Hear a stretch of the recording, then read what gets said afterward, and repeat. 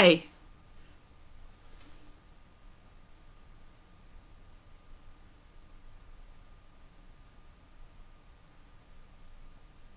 Hi, welcome back. Lesson 3 is about the everlasting covenant. Once again, my mom has drafted me to share her thoughts with you this week.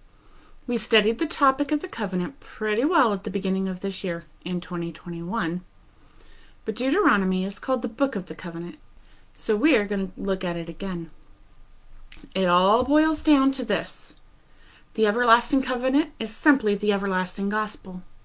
Both are the good news that God loves us, and by His grace, we have a choice and a chance to love Him back. We do this by deciding to become more like Him. Isn't that what we all want to be like? Be more like those we love and admire? We saw how Moses repeated the 10 Commandments in Deuteronomy 5. These commandments are meant to help us become more like God. When we understand how the 10 Commandments are part of God's covenant and what the gospel is all about, we find we have a job to do, especially in the last days that we're living in.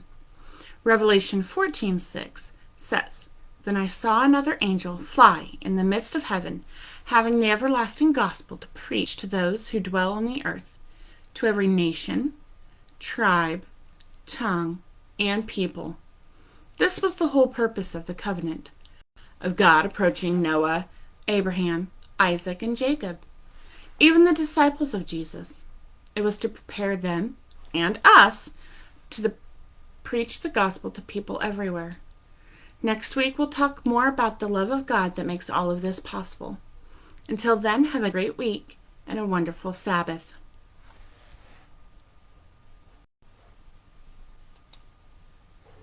Okay. You clicked end. Okay, don't